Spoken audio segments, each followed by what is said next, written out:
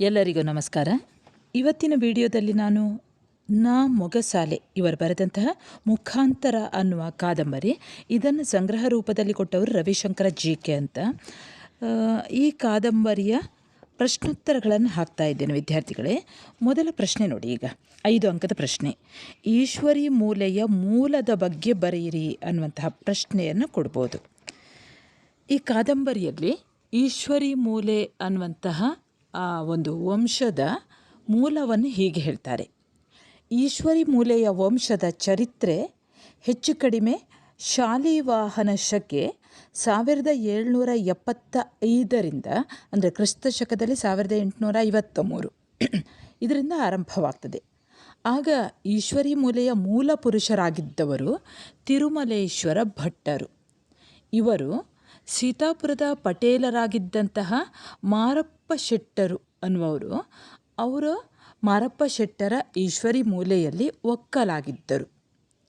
ಈ ತಿರುಮಲೇಶ್ವರ ಭಟ್ಟರಿಗೆ ಪಾರ್ವತಕ್ಕ ಹಾಗೂ ರತ್ನ ಎನ್ನುವಂಥ 2 ಹೆಂಡತಿಯರಿದ್ದರು. ಸರಿಯಾಗಿ ಗಮನಿಸ್ತಾ ಹೋಗಿ. ಮೊದಲನೆಯವಳು ಪಾರ್ವತಿ ಕ್ರಮ ಪ್ರಕಾರ ಮದುವೆಯಾಗಿ ಬಂದವಳು, ಅಂದರೆ ಅಧಿಕೃತವಾಗಿ ಬಂದವಳು. ಇನ್ನೊಬ್ಬಳು ರತ್ನ ಅನ್ನುವಳು, ಅವಳು ಇಡಿಸಿಕೊಂಡವಳಂತೆ, ಅಂದರೆ ಇಟ್ಟುಕೊಂಡ ರೂಪದಲ್ಲಿ, ಉಡುಗೊರೆಯ ರೂಪದಲ್ಲಿ ಬಂದವಳು. ಬಂಗಾರಣ್ಣನ ವಂಶ ಪ್ರಾರಂಭವಾಗುವಂಥದ್ದು ಉಪಪತ್ನಿ ರತ್ನಮ್ಮನಿಂದ. ಬಂಗಾರಣ್ಣನ ಪಿಜ್ಜ ಅಂದರೆ ತಂದೆಯ ತಂದೆ ಅಂದರೆ ಅಜ್ಜನ ತಂದೆ. ಪಿಜ್ಜ ಅಂದರೆ ಅಜ್ಜನ ತಂದೆ. ಬಂಗಾರಣ್ಣನ ಪಿಜ್ಜ ಅವಳನ್ನು ಉಪಪತ್ನಿಯಾಗಿ ಮಾಡಿಕೊಂಡಿದ್ದರಿಂದ ಅವಳಲ್ಲಿ ಒಂದು ಗಂಡು ಮಗು ಹುಟ್ಟುತ್ತದೆ. ಆ ಮಗುವೇ ಕೃಷ್ಣಯ್ಯ. ಈ ಕೃಷ್ಣಯ್ಯನಿಗೆ ಮಾಪಣ್ಣ ಮತ್ತು ಕೇಚಣ್ಣ ಎನ್ನುವ 2 ಗಂಡು ಮಕ್ಕಳಿದ್ದು, ಅವರಲ್ಲಿ ಮಾಪಣ್ಣ ಸ್ವಲ್ಪ ಪೆದ್ದಾಗಿದ್ದ, ಪೆದ್ದಂಬಟ್ಟ ಅಂತ ಹೇಳ್ತಾರೆ. ಅವನ ಮಗ ಶಂಕರನ ಮಗ ಬಂಗಾರಣ್ಣ. ಈ ಬಂಗಾರಣ್ಣನ ಮಕ್ಕಳು ಇಬ್ಬರಿದ್ದಾರೆ, ನಾರಾಯಣ ಹಾಗೂ ಲಕ್ಷ್ಮೀನಾರಾಯಣ. ಇನ್ನು ಕೃಷ್ಣಯ್ಯನವರಿಗೆ ಇದ್ದಂಥ 2 ಮಕ್ಕಳಲ್ಲಿ ಹಿರಿಯ ಮಗ ಕೇಚಣ್ಣ. ಆ ಕೇಚಣ್ಣ ಸಂಪಾಜೆಯಾಚೆ ಹೋದದ್ದರಿಂದ, ಅಂದರೆ ಅಲ್ಲಿ ಸುಳ್ಯ ಸಂಪಾಜೆ ನೀವು ಕೇಳಿದ್ದಿರ್ಬೋದು, ಸಂಪಾಜೆಯಾಚೆ ಹೋದದ್ದರಿಂದ ಕೇಚಣ್ಣನ ಹೊಕ್ಕು ಬಳಕೆ ಈಶ್ವರಿ ಮೂಲೆಯಲ್ಲಿ ಕಡಿಮೆ, ಅಂದರೆ ಅಲ್ಲಿ ಹೋಗುವಂಥ ಕಡಿಮೆ. ಆ ಕೇಚಣ್ಣನಿಗೆ 2-3 ಮಕ್ಕಳು ಎಂದು ಹೇಳ್ತಾರೆ. ಆ ಮಕ್ಕಳಲ್ಲಿ ಒಬ್ಬ ಪುತ್ತು ಭಟ್ಟರ ಅಪ್ಪ ಮಾಪಣ್ಣ. ಸುಳ್ಯದ ಕಡೆಯಿಂದ ಇಲ್ಲಿಗೆ ಬಂದು ಬಂಗಾರಣ್ಣನ ತಂದೆ ಶಂಕರನಿಂದ ಮತ್ತು ತಂದೆಯಿಂದ, ಅಂದರೆ ಕೇಚಣ್ಣನಿಗೆ ಪಾಲಿಗೆ ಬಂದ ಆಸ್ತಿಯನ್ನು ಸ್ವಾಧೀನಪಡಿಸಿ ಪಕ್ಕದಲ್ಲೇ ಇರುವ ಸೇಡಿ ಮೂಲೆ ಎಂಬ ಪ್ರದೇಶದಲ್ಲಿ ನೆಲೆ ನಿಂತು, ಆಮೇಲೆ ತನ್ನ ಹೆಂಡತಿ ತವರು ಮನೆಯ ದುಡ್ಡಿನಿಂದ ಇನ್ನೊಂದು ಆಸ್ತಿಯನ್ನು ಖರೀದಿಸ್ತಾನೆ. ಪುತ್ತು ಭಟ್ಟನ ತಂದೆ ಮಾಪಣ್ಣ. ಇದು ಈಶ್ವರಿ ಮೂಲೆಯ ಮೂಲದ ವಿವರ. ನೀವು ಇಷ್ಟನ್ನು ನೆನಪಲ್ಲಿ ಇಟ್ಕೊಳ್ಳಿ, ಮುಂದಕ್ಕೆ ಕಥೆಯಲ್ಲಿ ಬೇಕಾಗ್ತದೆ. ಇದನ್ನು ಪ್ರಶ್ನೆಗಳಿಗೆ ಉತ್ತರವನ್ನು ಬರೆಯುವಾಗ ಇದೆಲ್ಲ ಬೇಕಾಗ್ತದೆ. ಈಗ 2ನೇ ಪ್ರಶ್ನೆ, 8 ಅಂಕದ ಪ್ರಶ್ನೆ. ಈಶ್ವರಿ ಮೂಲೆಯ ಶಂಕರ ಸ್ವಾತಂತ್ರ್ಯ ಸಂಗ್ರಾಮದಲ್ಲಿ ಭಾಗವಹಿಸಿದ ಕುರಿತು ಬರೆಯಿರಿ.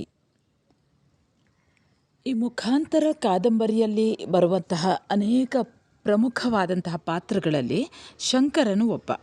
ಈತ ಈಶ್ವರಿ ಮೂಲೆಯ ಮೂಲ ಪುರುಷ ತಿರುಮಲೇಶ್ವರ ಭಟ್ಟರ 2ನೆಯ ಮಗ ಕೃಷ್ಣಯ್ಯನ ಮೊಮ್ಮಗ. ಅಂದರೆ ಕೃಷ್ಣಯ್ಯನ ಮಗ ಮಾಪಣ್ಣನದು ಸಾಧು ಸ್ವಭಾವವಾದುದರಿಂದ ಪ್ರಾಯ ಮೀರಿದ ಮೇಲೆ ಕೃಷ್ಣಯ್ಯ ಹರಸಾಹಸ ಪಟ್ಟು ಆತನಿಗೆ ಮದುವೆ ಮಾಡಿಸುತ್ತಾರೆ. ಆದರೆ ಒಂದು ಗಂಡು ಮಗುವನ್ನು, ಅಂದರೆ ಶಂಕರ ಅನ್ನುವಂಥ ಮಗುವನ್ನು ಹೆತ್ತು ಮಾಪಣ್ಣನ ಹೆಂಡತಿ ತೀರಿ ಹೋಗುತ್ತಾಳೆ. ಮೊಮ್ಮಗ ಶಂಕರನನ್ನು ನೋಡಿಕೊಳ್ಳುವ ಜವಾಬ್ದಾರಿ ಕೃಷ್ಣಯ್ಯ ಮತ್ತು ಲಕ್ಷ್ಮಿಯರ ಮೇಲೆ ಬೀಳುತ್ತದೆ. ಆಗ ಶಂಕರನಿಗೆ 7-8 ವರ್ಷವಾಗಿತ್ತು. ಉಡುಪಿಯಲ್ಲಿ ಅಷ್ಟಮಠದಿಂದ ಆಗ ತಾನೇ ಆರಂಭವಾಗಿದ್ದಂತಹ ಸಂಸ್ಕೃತ ಪಾಠಶಾಲೆಗೆ ಸೇರಿಸುತ್ತಾರೆ ಕೃಷ್ಣಯ್ಯ. ಶಂಕರ ಉಡುಪಿಯ ಮಠದಲ್ಲಿದ್ದು ಶಿಕ್ಷಣ ಪಡೆಯುತ್ತಿದ್ದ ಶಂಕರ ಸ್ವಾತಂತ್ರ್ಯ ಚಳುವಳಿಗೆ ಆಕರ್ಷಿತನಾಗಿ ಹಿರಿಯಕ್ಕ ಪೋಸ್ಟ್ ಆಫೀಸ್ನಲ್ಲಿ ಪಿಕೆಟಿಂಗ್ನಲ್ಲಿ ಭಾಗವಹಿಸುತ್ತಾನೆ. ಹಿರಿಯಡ್ಕ ನಿಮಗೆಲ್ಲ ಗೊತ್ತಿದೆ. ಆ ಹಿರಿಯಡ್ಕದಲ್ಲಿ ನಡೆದಂತಹ ಒಂದು ಪಿಕೆಟಿಂಗ್ನಲ್ಲಿ ಭಾಗವಹಿಸ್ತಾನಂತೆ. ಅಂದರೆ ಸ್ವಾತಂತ್ರ್ಯ ಚಳವಳಿಯ ಇದರಲ್ಲಿ ಭಾಗವಹಿಸ್ತಾನೆ. ಆಗ ಪೊಲೀಸ್ ಅಧಿಕಾರಿ ಮಠಕ್ಕೆ ಬಂದು ಸ್ವಾಮಿಗಳನ್ನು ವಿಚಾರಿಸಿ ಶಂಕರ್ನ ಬಗ್ಗೆ ಎಚ್ಚರಿಸಿ ಹೋಗುತ್ತಾನೆ. ಅಂದರೆ ಅವನು ಆ ಪಿಕೆಟಿಂಗ್ನಲ್ಲಿ ಭಾಗವಹಿಸಿದ ಬಗ್ಗೆ ಅವನು ಎಚ್ಚರಿಸಿ ಹೋಗ್ತಾನೆ ಆ ಪೊಲೀಸ್ ಅಧಿಕಾರಿ. ಈ ಸುದ್ದಿ ತಿಳಿದ ಶಂಕರ ರಾತ್ರೋರಾತ್ರಿ ಮಠ ಬಿಟ್ಟು ಹೊರಟು ಎಸ್.ಯು. ಪಣಿಯಾಡಿಯವರನ್ನು ಭೇಟಿಯಾಗ್ತಾನೆ.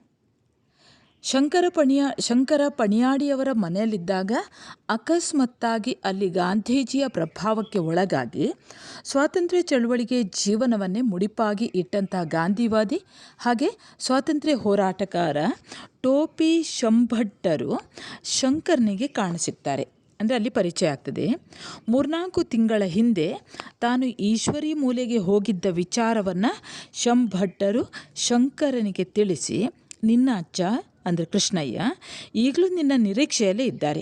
ನೀನು ಓದದೇ ಇದ್ದರೂ ಚಿಂತೆ ಇಲ್ಲ. ಈ ಚಳುವಳಿಯಲ್ಲಿ ನೀನು ಭಾಗವಹಿಸೋದು ಬೇಡ ಅನ್ನುವಂಥ ಭಾವ ಅವರಲ್ಲಿ ಇದ್ದದ್ದನ್ನು ನಾನು ತಿಳಿದುಕೊಂಡೆ. ಅದು ಅಲ್ಲದೆ ನಿನ್ನ ಅಜ್ಜ ಅಜ್ಜಿಗೆ ಅವರು ಇರುವಂಥ ಆ ಭೂಮಿಯನ್ನು ನೋಡಿಕೊಳ್ಳೋದು ಬಹಳಷ್ಟು ಕಷ್ಟ ಆಗ್ತದೆ. ಹಾಗಾಗಿ ನೀನು ಅಲ್ಲಿಗೆ ಹೋಗು, ಅಲ್ಲಿ ಒಂದು ರಾಷ್ಟ್ರೀಯ ಶಾಲೆಯನ್ನು ಸ್ಥಾಪಿಸು ಮತ್ತು ಅಧ್ಯಾಪನವನ್ನು ಕೂಡ ಮಾಡು ಅಂತ ಅವರು ಹೇಳ್ತಾರೆ. ಪಣಿಯಾಡಿಯವರು ಸಹಿತ ಶಂಭಟ್ಟರು ಈ ವಿಚಾರವನ್ನು ಅನುಮೋದಿಸುತ್ತಾ, ಅಂದರೆ ಆ ವಿಚಾರವನ್ನು ಒಪ್ಪುತ್ತಾ, ಸ್ವಾತಂತ್ರ್ಯ ಅಂದರೆ ಕೇವಲ ರಾಜಕೀಯ ಸ್ವಾತಂತ್ರ್ಯವಲ್ಲ, ನಿಜವಾದ ಗ್ರಾಮ ಸ್ವಾತಂತ್ರ್ಯ, ಸ್ವರಾಜ್ಯ ಅನ್ನುವಂಥದ್ದೇ ಸ್ವಾತಂತ್ರ್ಯ. ಅಲ್ಲಿ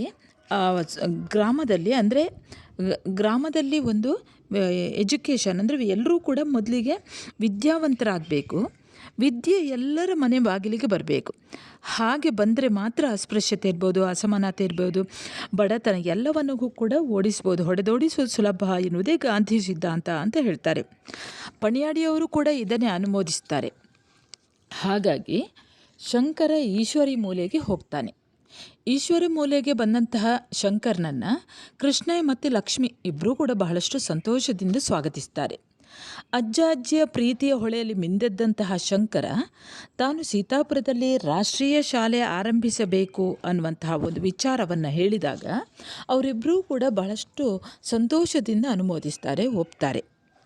ಪಟೇಲರ ಮಗ ಮಂಜುನಾಥ ಆದಿತ್ಯವರ ಬರುವುದನ್ನು ಪಟೇಲ ಹಾಗೂ ಅವರ ಪತ್ನಿ ಉಯ್ಯಕ್ಕೆ ಅವರಿಂದ ತಿಳಿದಂತಹ ಶಂಕರ ಮಂಜುನಾಥನನ್ನು ಭೇಟಿಯಾಗಲೆಂದು ಆದಿತ್ಯವಾರ ಬೆಳಿಗ್ಗೆ ಪಟೇಲರ ಗುತ್ತಿನ ಚಾವಡಿಗೆ ಬಂದು ಕೂರುತ್ತಾನೆ.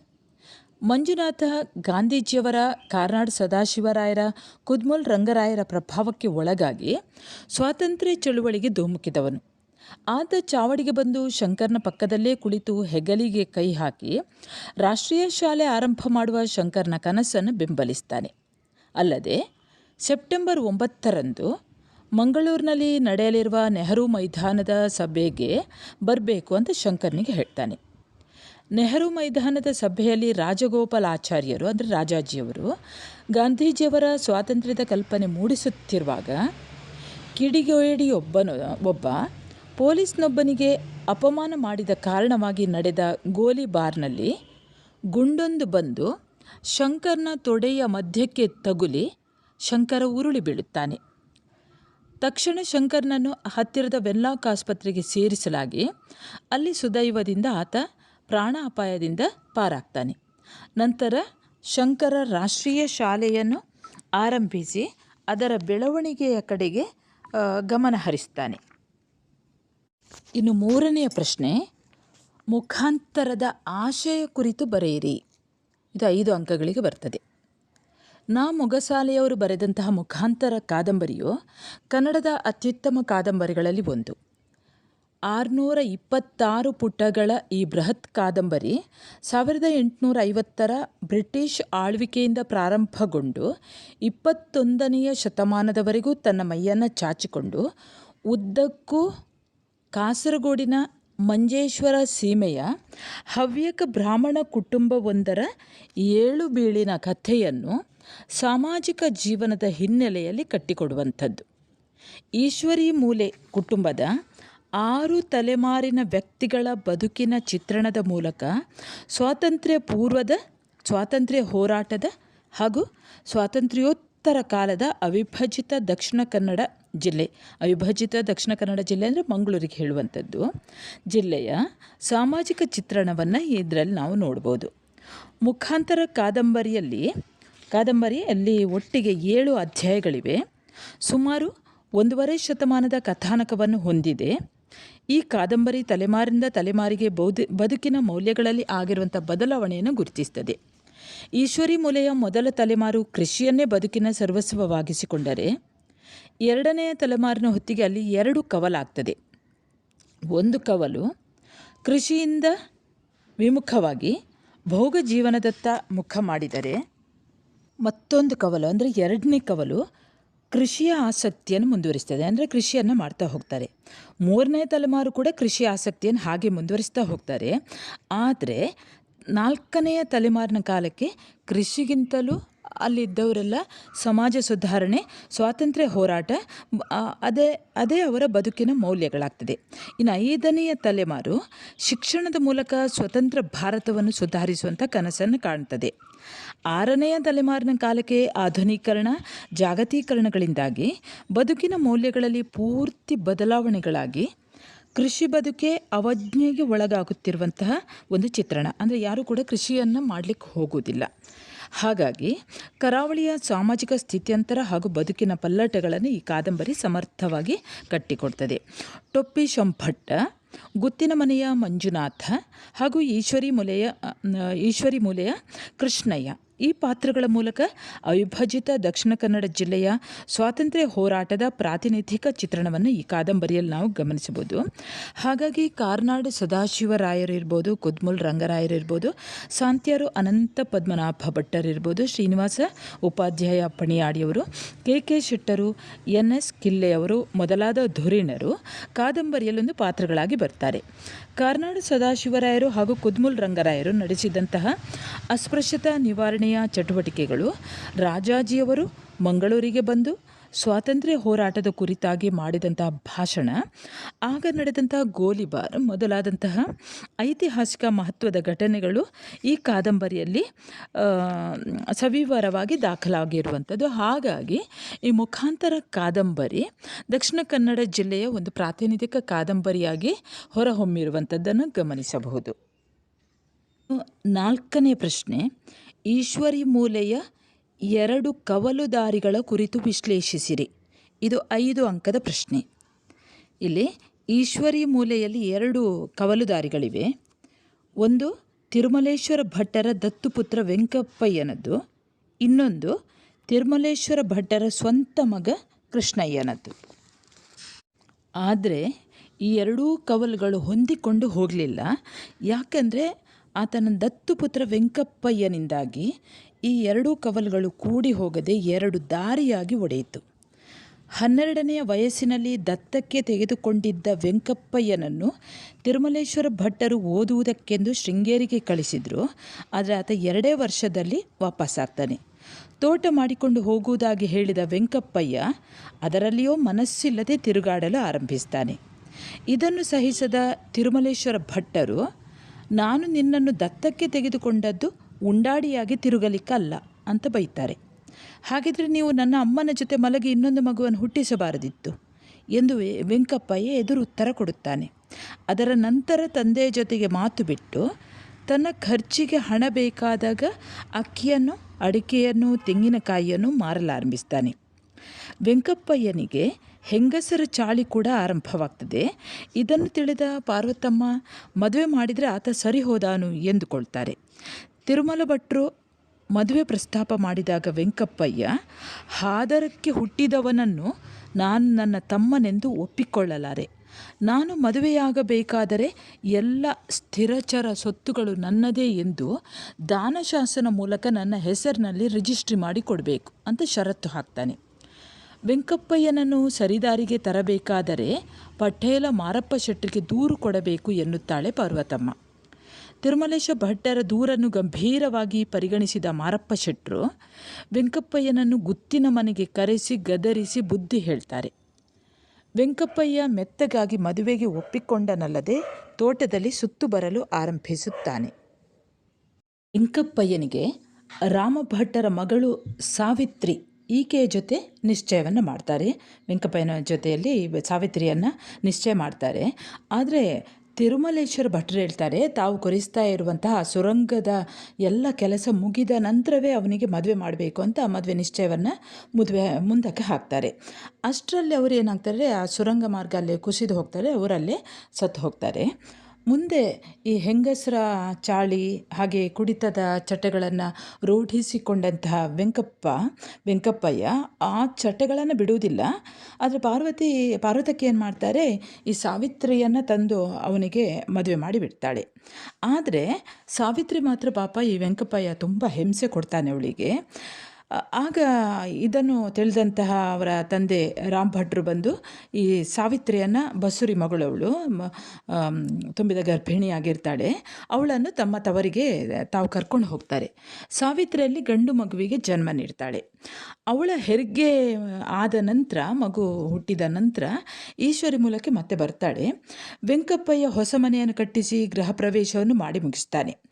ಗೃಹ ಪ್ರವೇಶದ ಮರುದಿನವೇ ಪಾರ್ವತಮ್ಮ ಪಟೇಲರನ್ನು ಶಾನುಭೋಗರನ್ನು ಕರೆಸಿ ಪಾಲು ಮಾಡಿಸ್ತಾರೆ. ಪಾಲಾದ ಮೇಲೆ ಗಡಿಗೆ ಸುತ್ತ ಬೇಲಿ ಹಾಕಿದಂಥ ವೆಂಕಪ್ಪಯ್ಯ ಅನಂತರ ಪಾರ್ವತಕ್ಕನ ಮನೆಗೆ ಕಾಲಿಡುವುದೇ ಇಲ್ಲ.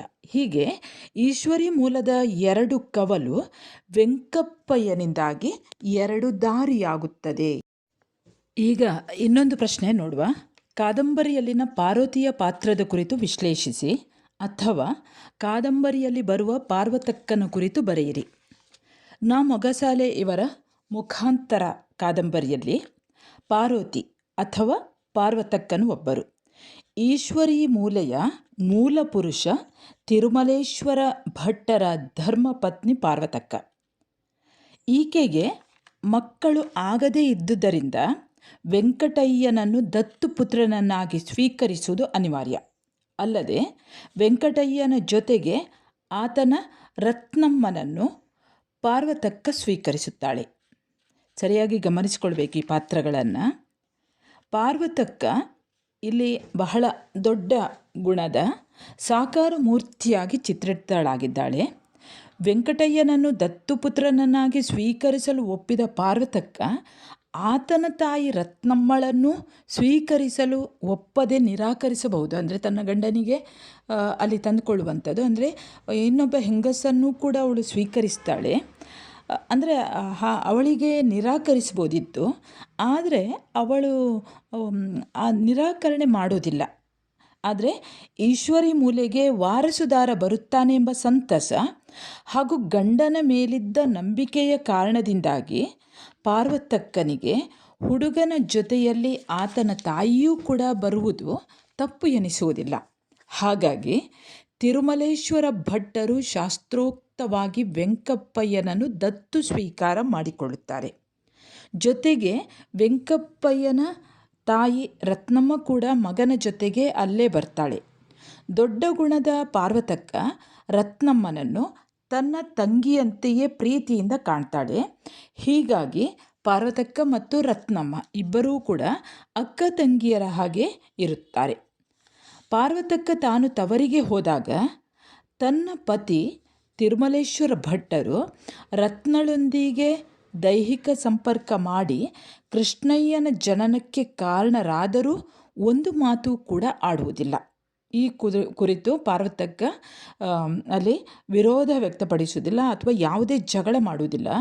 ಬದಲಿಗೆ ತನ್ನ ಗಂಡನಿಗೆ ಸಮಾಧಾನದ ಮಾತುಗಳನ್ನಾಡ್ತಾಳೆ.